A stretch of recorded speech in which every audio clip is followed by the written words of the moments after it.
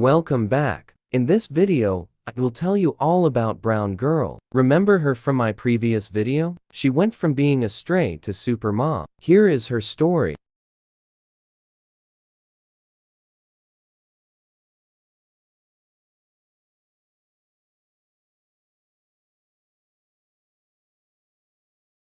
I first came across Brown Girl in this yard with the blue house. As I was leaving to go out one day, I saw a guy on a bicycle pulling a dog with a rope tied to the neck. The dog was reluctant to run alongside him and was resisting, trying to get loose. I asked him to loose the dog. It looks like it doesn't want to go. He replied saying that the dog bit someone and is bad. I didn't ask him what he was doing. I just went about my own business.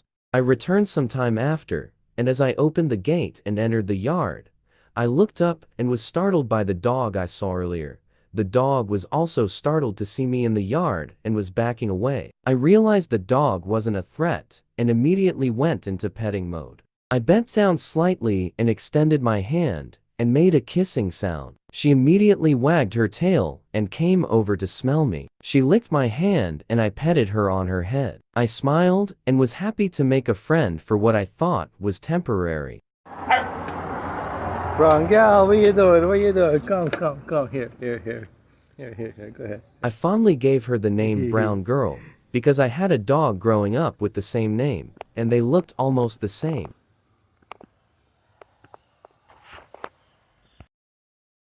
I subsequently removed the rope from her neck. She was always on the steps of the house day and night. She guarded the house, often barking at people passing and other dogs. All this time I was feeding her leftover fish curry and rice. She loved it and looked forward to her meals with lips licking and lots of jumping. She was with us for about 2 weeks, and my wife and I didn't have any intentions beyond the 2 weeks we were living in the house. We were moving from one house to another, and that's when tragedy struck.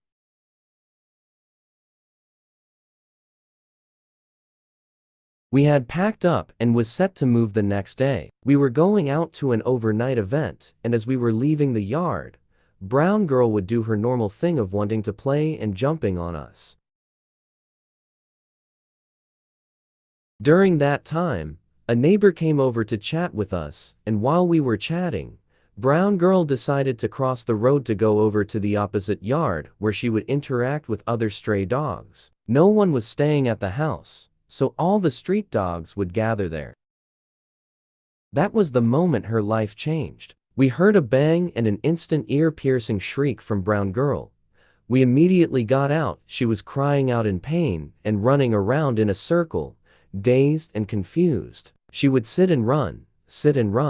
She was dragging her foot. She didn't know what to do as her pain must have been really terrible. She managed to duck under an opening in the fence and went on top of a sand pile that was in the yard. We ran over to her.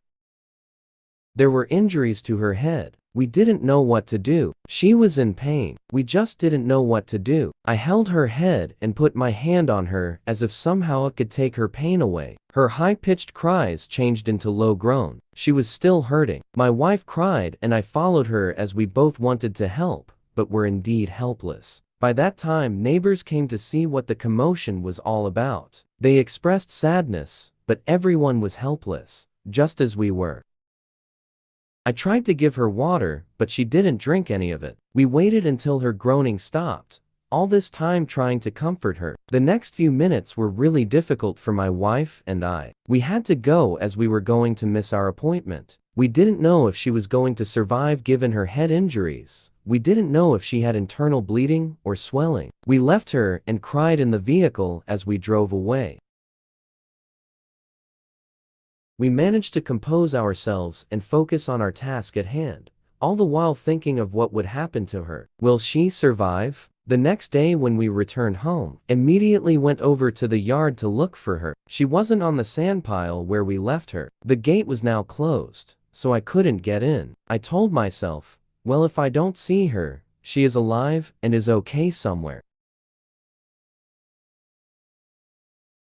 As I was about to turn away to leave, I saw Brown Girl under the house. She saw me also and she wagged her tail. I was relieved to see her. She limped her way over to me and she licked my hand as I tried to play with her through the gate. I tried to open the gate, but it was padlocked. I couldn't get her out. I told myself, well, if she is locked in the yard, she will be safe from the hazards of the road. She will be okay as she has the other street dogs with her.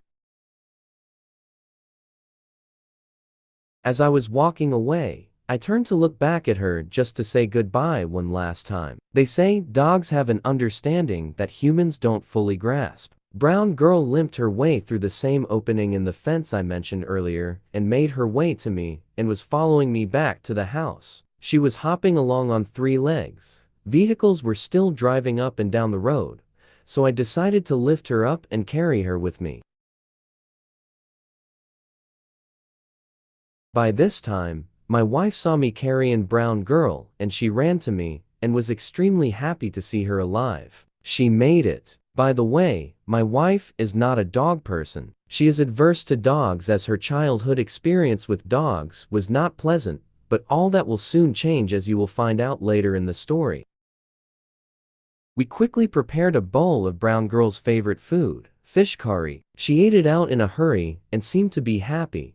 We were packing up the last of our things to move out, and as we packed the last item, my wife, and I, almost in sync with our thoughts, said, "What are we going to do with the dog?" We knew that she would face the same danger with the road, and with a broken leg, she will not be able to fend for herself.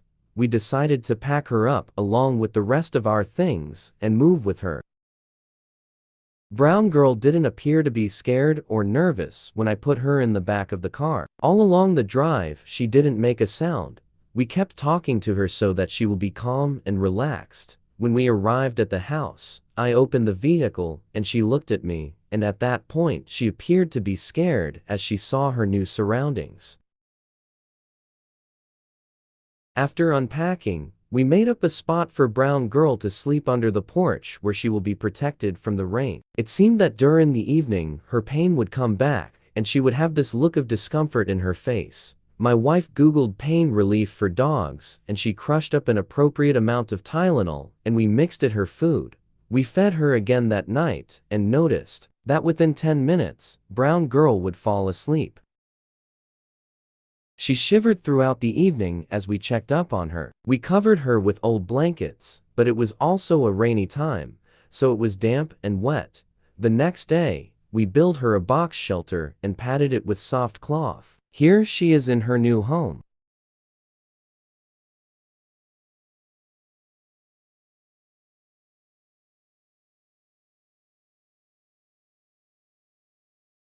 We could tell she was in pain from the look on her face and her mannerisms. We continued the routine of good food every day, along with crushed up Tylenol. This continued for weeks and slowly she got better. She would still limp, but would want to go on walks with us and play.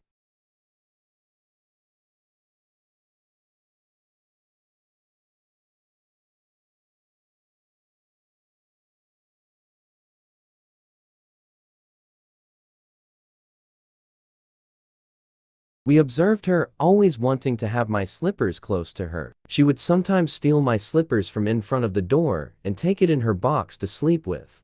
Here, she is sleeping on the sand with my slippers next to her. By the way, she loves to play in sand. By this time, we figured her leg was not broken and will mend over time. She would not let one leg stop her from chasing after goats and sheep that stray into the yard. She was guarding her new home, it seems. She came with us as we went to pick fruits. She would follow my wife when she went over to the neighbor's place. As to keep her safe, she would bark on other dogs. She was herself again.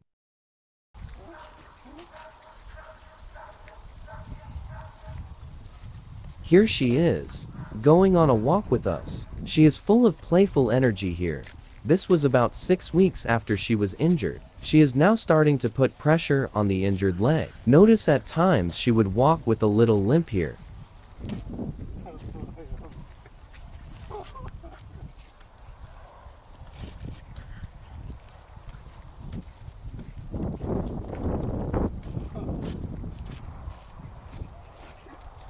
Let's take her the other way. Less dogs, I think. Nothing back there. Once you pass a dog, it's fine.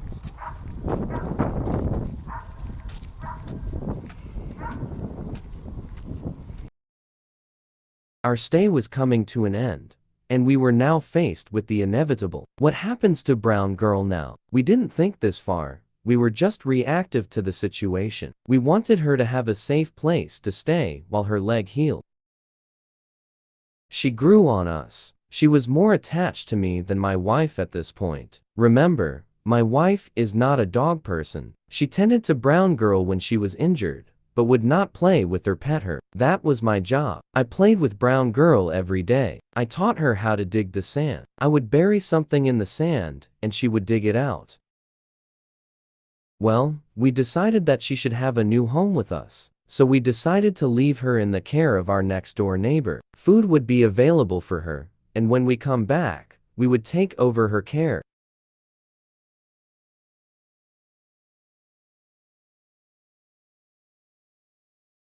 We made all the arrangements for her care, and we said goodbye to Brown Girl. We were both heavy-hearted about leaving her, but we had no choice. We consoled ourselves knowing that she can now fend for herself now that her leg is healed, and she is away from hazards of the main road. We would check in on her by talking to our neighbor, who told us that Brown Girl would sit and wait by the gate for us to come back. After a few days of waiting, she went over to the neighbor's yard, where she took up residence. We were happy to hear that she was no longer lonely and will be taken care of. We got constant updates as to how she was doing, and we were very glad to see her healthy and happy. Watch me, watch me.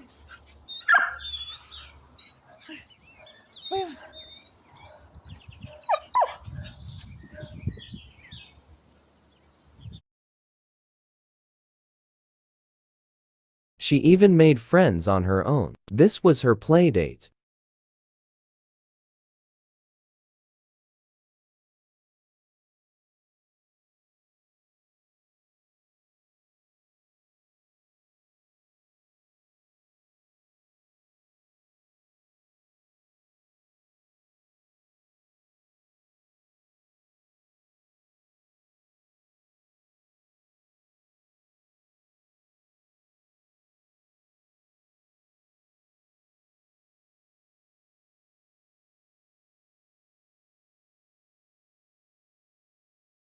As time went on, we got less worried for her because we knew she was in good hands with our neighbors and free from dangers of the road. We got regular updates as to how she was doing, but about 6 months later, we weren't ready for what we heard.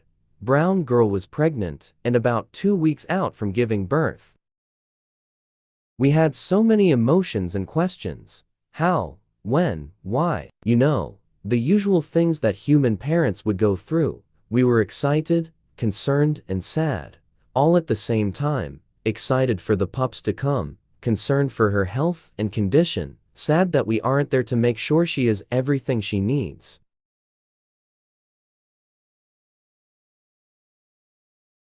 We decided to move up our trip so that we can be there for her during her difficult times. We kept checking in every day, and we were told that she is okay, she is doing well, no signs of birth yet.